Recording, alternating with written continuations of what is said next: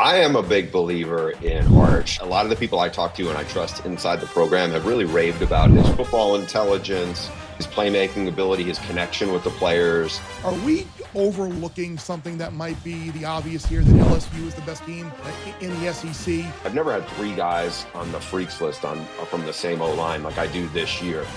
So we're bringing in players from Purdue. I mean, Purdue was a great team last year. Well, they have an up-and-coming roster, as we heard, remember? They did not profile like a 10-win team. They profiled like 7-win type teams. I can't wait to let 18 to 22-year-olds emotionally ruin me. I made a call, to Vegas. I said, look, we actually need the favor here.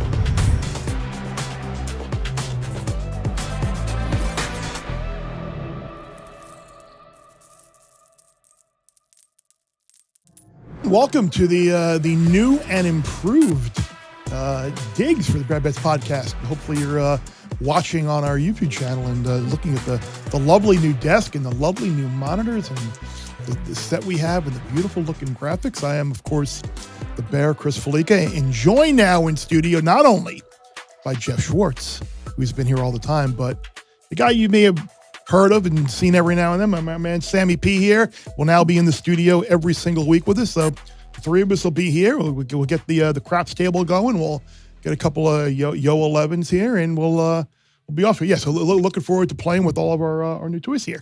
The best part so far about Sammy being here was he brought in White Castle today. We've been doing this for a couple of years now. I used to bring Bear a bagel every morning. I'd walk and get a bagel from the hotel and have it served ready for you. We're doing a little later this year, so the bagel probably won't be there. But Sammy today picked up a slack and got White Castle and Bear a great start to the new relaunch of this podcast. Don't worry, though. We'll be out of here in about 90 minutes because we don't want to be here much longer after that.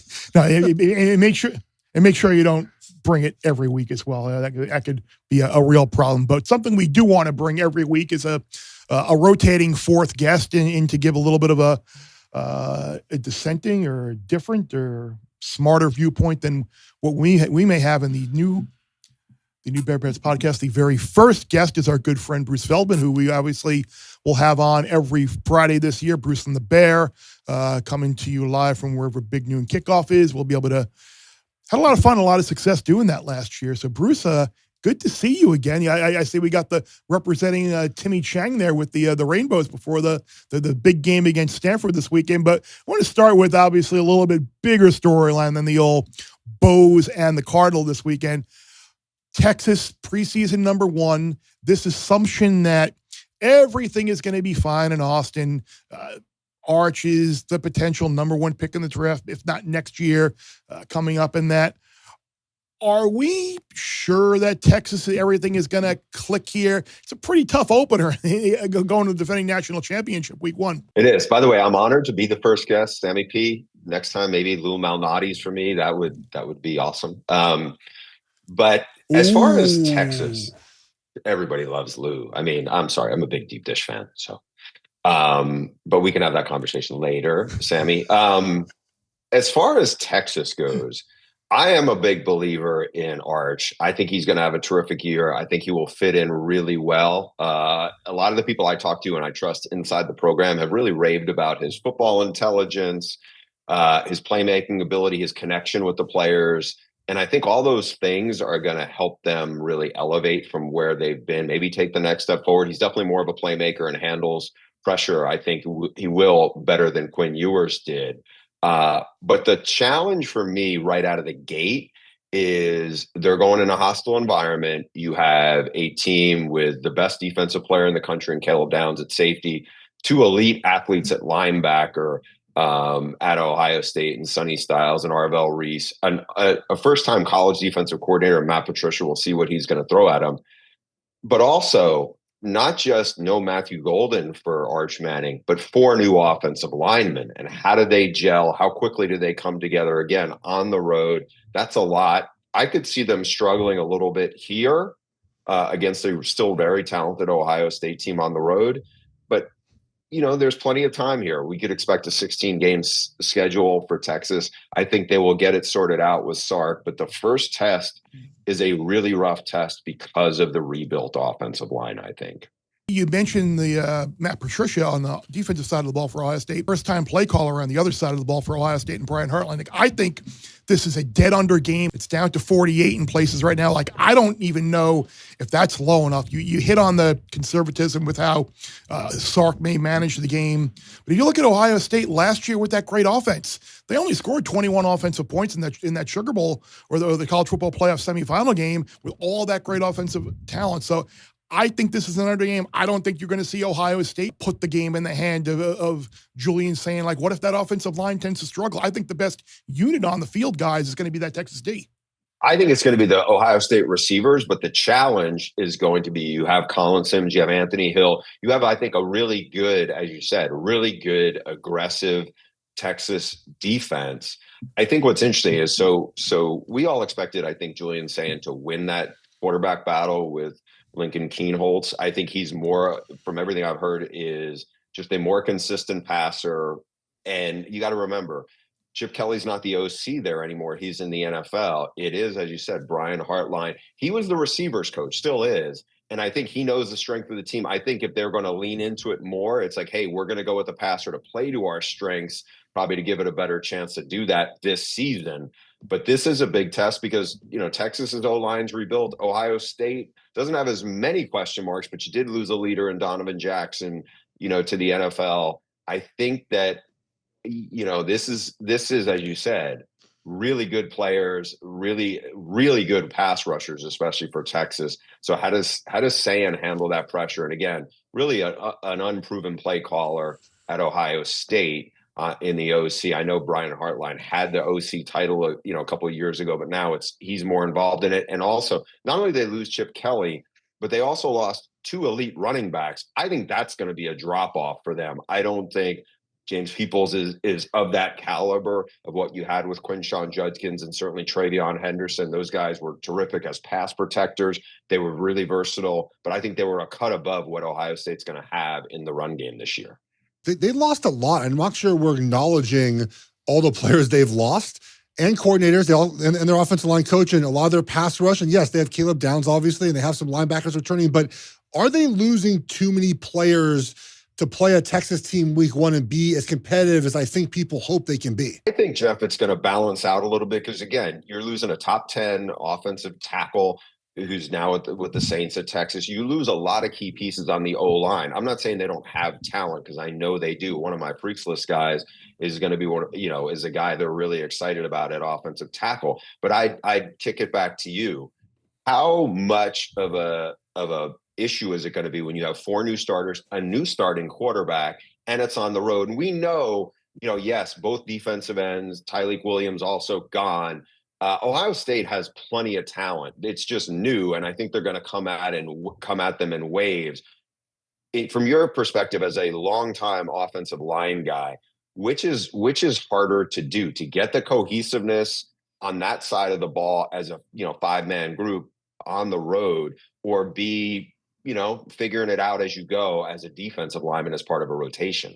Oh, man. I mean, I think the offensive line takes longer to gel because on the defensive line, you could just say, hey, man, go rush the passer. Right now, you might be out of lanes in the run game, but you can be an athlete and just go make it happen. For an offensive line to gel quickly, it takes reps, it takes experience, it takes knowing what to do in certain situations. And if you haven't worked together in a long time and you add in the new coordinator, a new quarterback, it could be a rough experience for a team doing that for the first time. Either home or away. I mean, it doesn't matter where you play. I do worry about teams that have brand new parts up front with a new quarterback and a new OC as well. Last year, Notre Dame goes all the way to the national title game. And some would say, Bruce, maybe a little bit of a fluke. Now, I don't feel that way. And in fact, I have them as the 7th best team in the country coming into this year. CJ Carr's the quarterback, a youngster. What do we get going from Riley Leonard to CJ Carr?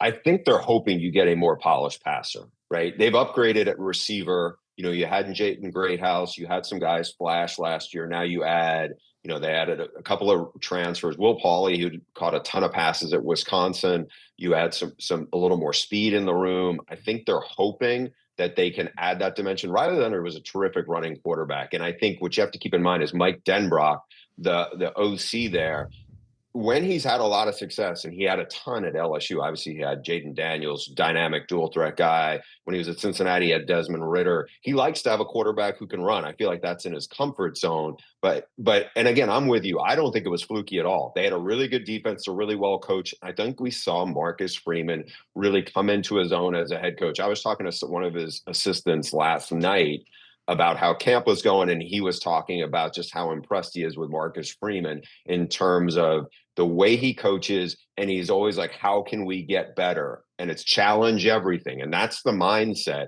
And I think keep that in mind when you're taking here CJ Carr, a really highly regarded high school prospect. In terms of he's a polished passer. I think they will take more shots downfield. And with the running back room they have, Jeremiah Love is the best running back in the country. Jadarian Price is big time. They have a couple other guys behind that who I think they're really excited about. I would expect this offense to try to be a little more explosive. And that's going to be fun to see how it goes up against, because, right out of the gate, they play Miami. Miami's talented, but they were atrocious on defense last year. Now Miami's bringing in Corey Heatherman from Minnesota, different kind of scheme to see if he can solve some of the problems.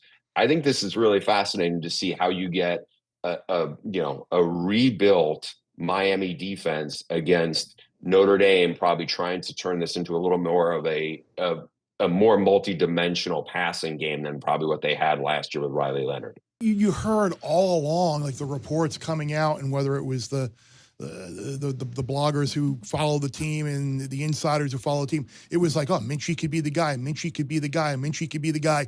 It felt like the coaches wanted CJ Carr to win the job, and maybe there wasn't a moment where either guy was taking it, but it just had, again, I don't know anything, but it had a little bit of a feel to it, like we really need CJ Carr to be the starting quarterback, because if we name Minchie the starting quarterback and we name him too soon, maybe CJ Carr leaves. In this portal era, this NIL era, if they were to lose either Carr or Minchie, like they got nothing behind either one of those guys. They were pushing and angling for Carr ultimately to be the guy, not only for what you mentioned, Bruce, about the want and the ability to kind of be multidimensional offensive and stress the ball downfield, but it had a little bit of a tinge of something a little bit maybe deeper than just that. I think so too, Bear. You remember Steve Angeli, who came in to the playoff game in a tough spot against Georgia and performed really well. He's a starter at Syracuse now, right? Like whenever we had to see him, he was impressive. He left. And now you have CJ Carr, who was a big recruit. I think that is the risk. If he bails and say, this is my time and now I'm not getting the job, you went with this guy. What does your quarterback room look like potentially? I think they know Kenny Minchie can fit with what Mike Denbrock wants and is most comfortable with. But again, I think there's something here where it's like, okay, how can we take it the next step? From everything I heard from people inside the program, it sounded like this quarterback was much closer than a lot of people expected it to be going into fall camp. You mentioned Notre Dame's receivers. I think you're going to learn a little something maybe about a couple of guys named Malachi Toney and Josh Moore, who wear the orange and green and have that U on the side of their helmet, Bruce. We're going to be good for the first time, legitimate good for the first time in 2 decades this year. I feel good about our chances, my man. Well, the offense was really good last year, obviously with Cam Ward. But from everything I've heard from people inside the program, especially this week, they're very, very excited about not just the receiver room, but kind of the way that those kids are approaching things. I feel like they're kind of more on the same page of that. Name to remember, Jordan Lyles. He is a running back that they are so excited about and think he will be the next great Miami running back. They had a run for a long time. It's been a minute since they've had one of this caliber, but I think before he's done at Miami, he will be a guy that people will think is of that caliber that Miami used to have. All right, let's talk about Clemson. There is going to be a disagreement here between Bear and I think manufacture a debate, because I think you do, very high in Clemson. I think you picked it to win the championship. Bear thinks they're going to be 6-6. So let's try to find a middle ground here. Let's talk about Clemson. Why Clemson is your champion? Okay, so I really like Cade Klubnik. I thought he's really developed nicely. He was a huge recruit, had some lumps. They looked terrible last year in the opener against Georgia. A couple of things that I think are much different now than they have been in the last few years when Clemson's taken this dip. When they were competing and winning national titles, they had elite wide receivers. Even before they won national titles, you had DeAndre Hopkins, you had some guys before that who were freaky athletes that Taj Boyd was putting up big numbers. Then they took the next step with Deshaun Watson. Then they obviously took another step with Trevor Lawrence. Then the receiver well kind of went dry. This group now, Bryant Westco and a couple other guys, I think they're really dynamic. I think that fits with Klubnik. The other part of this where I think they take the next big step, you have Peter Woods, who a defensive tackle, 310-pound guy, is going to run the 4.8s. He was one of my big freaks list guys. I think he will be a top 5 pick next year. And it's not just him. They have like 3 or 4 other guys who are being looked at by NFL scouts as first-round picks off this defense. Sammy Brown was a huge recruit linebacker for them a year ago. He's not ready for the draft anytime soon, but he's a playmaker. And you add in Tom Allen, the former Penn State DC. He's really good. They struggled last year. They were out of sync. There was a lot of stuff that felt like it was broken with the defense from everything I've heard. They feel like they are much more in sync and all on the same page. I'm with you, Jeff. I think this is going to be a big, big year for Dabo. He even went in the portal and got a good defensive end from Purdue who's going to, make that defense just that much better.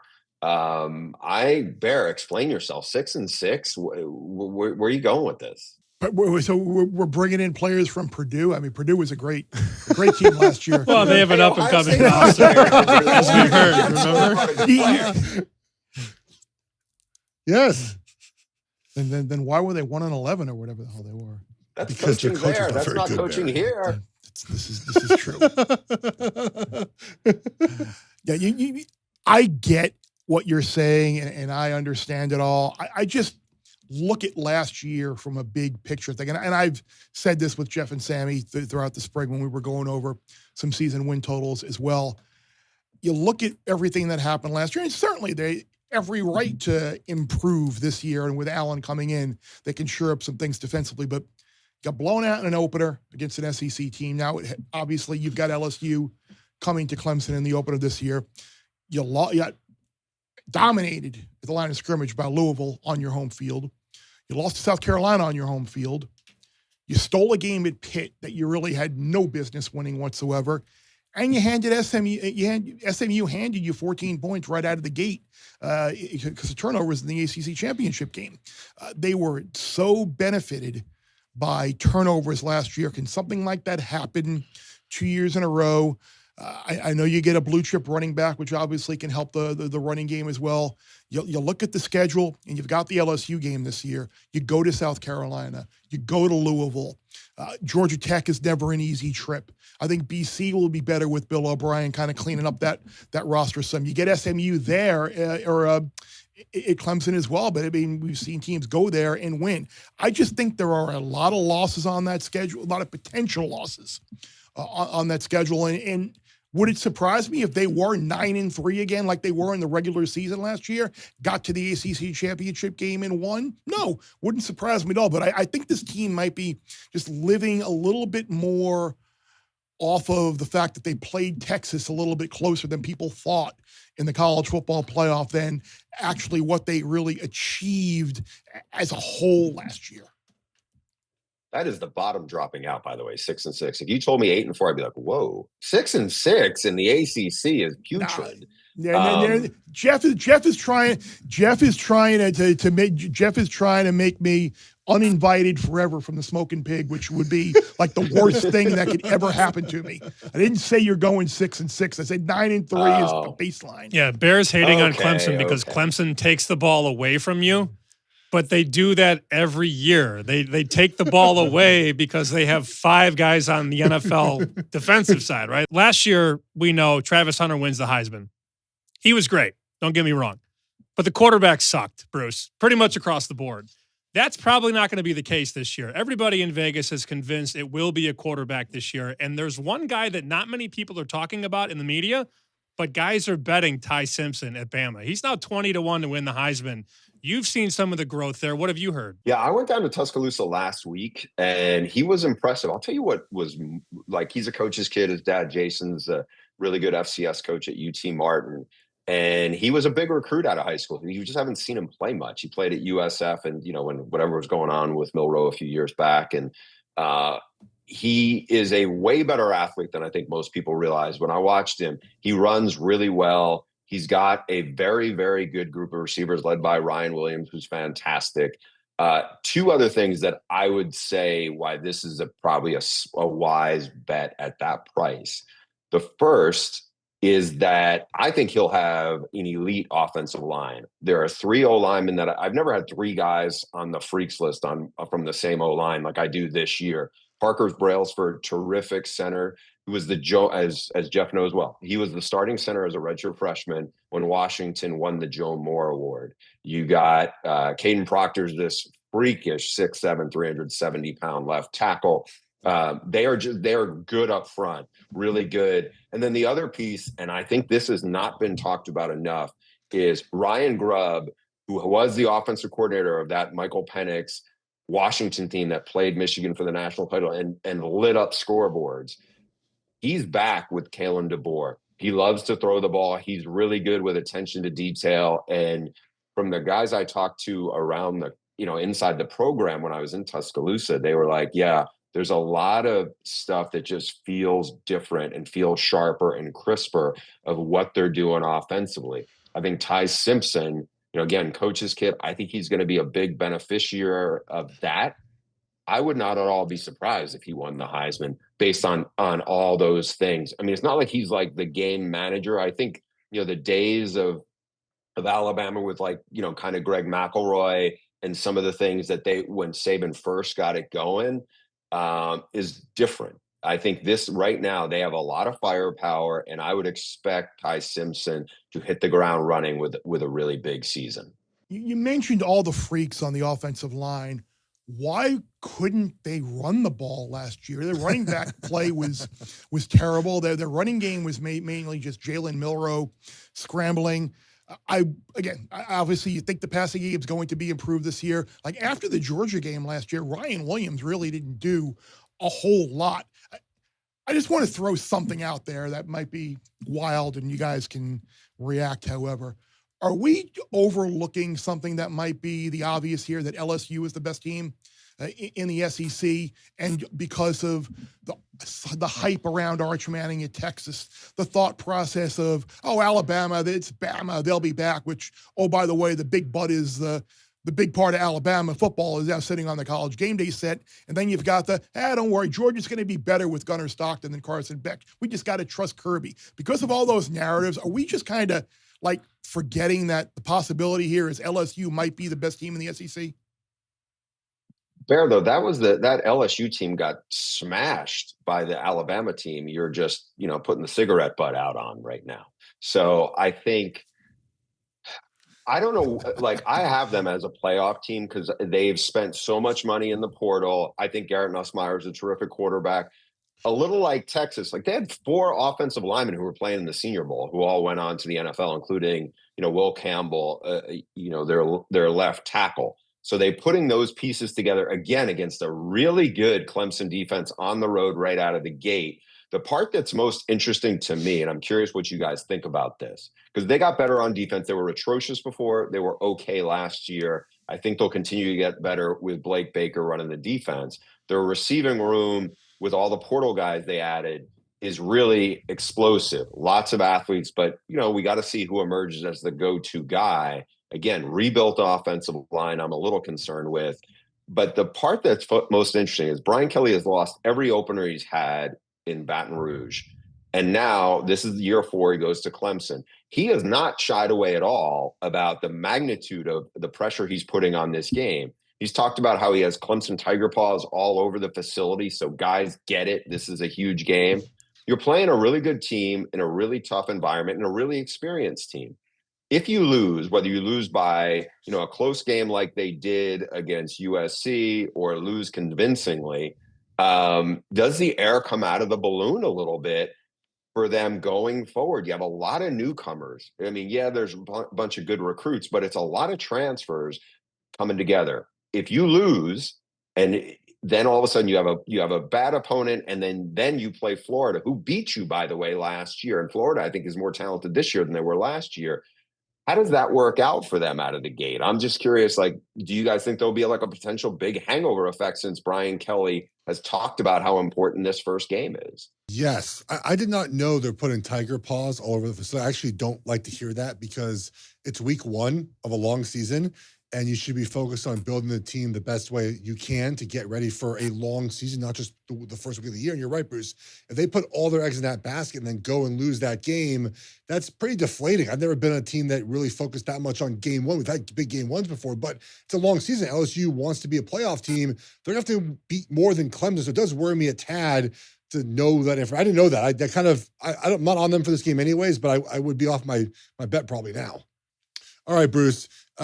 Week 0 is upon us, and the three of us are going to kick around some games in a little bit, but Fox has a game this weekend. We cannot wait. It is Fresno State at Kansas. You will be there. What are some storylines you're watching for this game?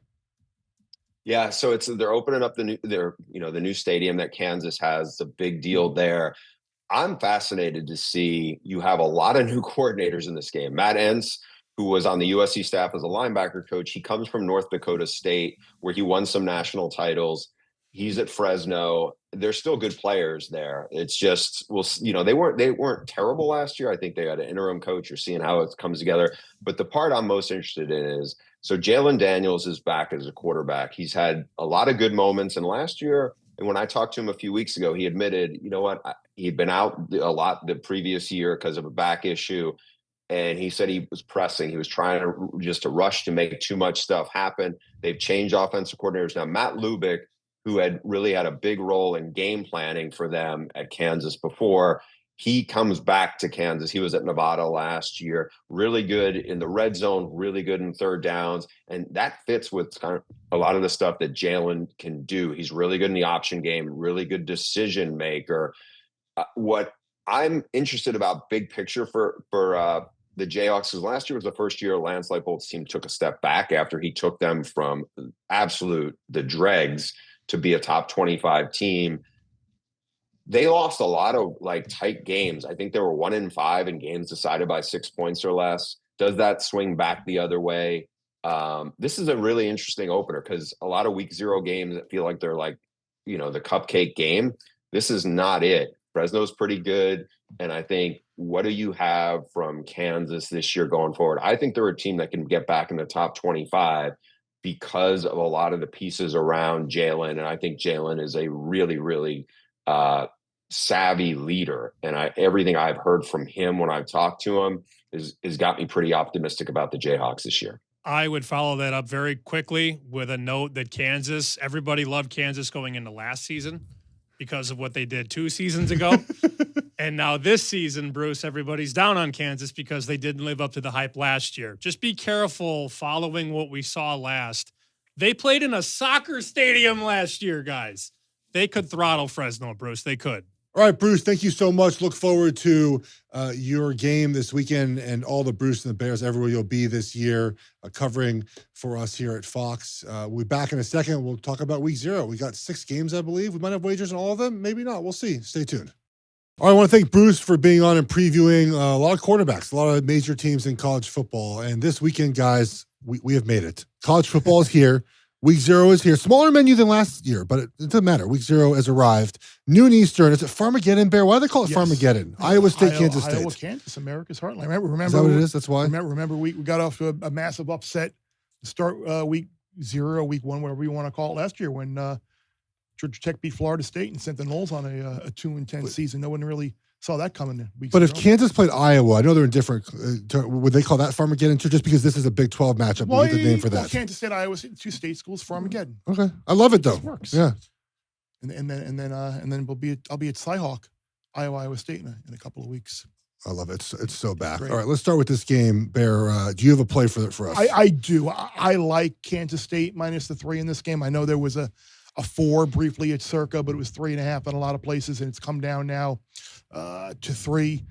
You look at last year's game, and it was one of the best seasons Kansas State has ever had, one of the best teams that Kansas State has had in school history. And here's what had to happen in that game for Iowa State to win on its home field 29-21. They were outgained by 40 yards. Kansas State committed 8 penalties, had a 21-yard field goal blocked, allowed a safety. They were a combined 4 of 17 on 3rd and 4th down, one of which was a 4th down drop on their 35-yard line. There were -2 in turnovers. All of that had to happen for them to escape with a 29-21 win. You allowed over 5.5 yards a carry. It was one of the worst rush defenses in the country. Now, was it because of losing so many linebackers during the course of the year, or is it just part of that 3-3-3 stack scheme that they run defensively? You give Avery Johnson and Dylan Edwards and that running game 3rd and 2 for the entire game. It's going to be a long afternoon, evening in Dublin. I worry about Iowa State as well. You lose Daniels, you lose Noel, 2 great wide receivers. Now, the guys they brought in the portal are really good, but I'm curious to see how Iowa State kind of assimilates those guys into the offense here. I like K-State here -3. I still love everybody in Ames, and I can't wait to get there in a couple of weeks. There's still a 50-1 on Avery Johnson to win the Heisman. I don't know if anybody's interested in that, but look, if he lives up to the hype, remember, this was the kid that had Will Howard in practice saying, I'm going to go to Ohio State. Columbus looks good. So if he stays on the field, that's fine. You like the rushing prop in the game, right? I like Avery Johnson over 55.5. It's popping up a couple plays. It'll be closer to kickoff, most likely, a lot of the books. A couple reasons why. If you look at it last season, a lot of his big rushing games were against ranked opponents. That makes a lot of sense. There's more pressure to use your legs in those games. But also in week 1, there's no way for Iowa State to properly prepare for a rushing quarterback. As much as you might try to do it with someone on your team, you don't know what that feels like until you actually play a quarterback like Johnson. And it gives Kansas State 2 months to prepare, some new rushing schemes, some new zone, some zone reads, some RPOs, like things to make Iowa State uncomfortable. Iowa State replacing some defensive linemen and linebackers as well. So I think Johnson will run the ball on this game. The only problem is, with every quarterback rushing prop, attempts is always better, in my opinion, than rushing yards, because the sacks go in rushing yards. I don't understand why this happens. Why do they put sack yardage? It's a terrible statistical rule on quarterback rushing yards. That's the only way I can get screwed in this game. Let's move on, guys, to the game we talked with Bruce about. I know, Sammy, you have a wager for this one. Fresno State at Kansas. This game is on Fox. So this opened Kansas -14.5, and it got blown right through. Now it's 12.5, and you're starting to see some buyback, which I may or may not have been a part of. Look, Kansas did not deliver last year, and they lost a lot. They lost Neal, their all-time leading rusher. They lost some receivers and all that, and they're also implementing 2 new coordinators. Bruce touched on that. But if they play their A game here in that new stadium where they finally have a home field advantage, would it stun anybody if they won 35-17? No. I think this is a great spot for Kansas that could set up a lot more down the road. But people are betting against Kansas because of how Kansas did last year. And I would be very, very careful thinking that what happened last year will happen this year. And that doesn't necessarily ring true with me. Like, you look at the later in the year, they beat Iowa State. They beat Colorado. They nearly went to BYU and they did go to BYU and win. They played well at the end of the year last year. So if I had to make a play in that game, it would be Kansas. The get out game late at night is another interesting game as well. Hawaii and Stanford opened up with Stanford as a favorite. Now it's flipped all the way to the other way to Hawaii being favored. On that principle alone, I can find myself being up late at night and maybe it's early there, 7:30 Eastern. 7:30 is it? Yeah, it's early. Yeah, it's late for me. I'm an old man. But it's not the 12 a.m. Eastern That's kickoff. too bad. I think it's. I'm glad you corrected Eastern. me on the kickoff time. I know because I'm working that night, and I'm very excited to watch the game fully immersed as I work on Saturday night. Fire on live wagers. I might have to take Stanford plus. I'll take 3. I'll take 3 for sure. So will you buy it? You think it's going to get to 3? It's 2.5. It's already 2.5 at DraftKings and BetMGM. So we've seen 2 5-point moves in this game. The total opened at 55.5. It's down to 50.5. So there's your first 5-point move. And then, of course, Stanford opened -2.5. Hawaii is now -2.5. If it gets to 3, Bear, might have to take a little tree. The under makes sense because, and obviously now it's a 5-point difference, but I mean, these offenses, who knows what you're going to get. But the problem is the defenses sting too. It just feels like a game where you might just want to watch and not have any money on. I'm watching Bear try to buy the 3 right now. Yeah, I was looking because we had. I was looking at one particular book where you can sometimes they have you're laying 105 on a favorite, so the 2.5 was -2.5 or +2.5 was -105, and I went and saw maybe if I could get +3 for 115, and unfortunately. 3 is 125, so I can't do that. With Sammy being here, he got to see for the first time today me make a wager. Oh, he better get used to it. You said Kansas. I'm like, all right, I'm in on Kansas. Let's go. So, any other week 0 thoughts? No. Is it like Mercer, USD, or UC Davis? There's an FCS game, isn't there, Sammy, this weekend? Idaho State, UNLV. But I also like the under in Sam Houston and Western Kentucky, 61.5. Okay, that's contrarian. There Make we the go. bet. Make the bet. That's a contrarian play. Both. A lot of people like the over in that game, as both defenses are going to struggle. I think this season for both those teams. It's a lot of points for those teams. So little appetizer, little really get excited, get the juices flowing. Week 0, and a couple of interesting bets. Hopefully they'll cash. But yeah, next week we're going to be back and we'll be fully ready to go next week. You got the 3 top 10 matchups, 2 on Saturday, 1 on Sunday night, all different times, which is great for the college football fan. Kicking off big noon, Ohio State, Texas, and you got LSU, Clemson later that night, and then Miami, Notre Dame on Sunday night as well. So it's going to be a fantastic way to get the college football season off to a big start. Thanks to Bruce for joining us. Thanks to everybody here in the studio for getting our new studio up and going. It looks fantastic, and we can't wait to utilize all our new toys and looks that we have this year. So for Sammy, for Jeff, for Bruce, I'm Bear. Remember, less you bet, more you lose when you win.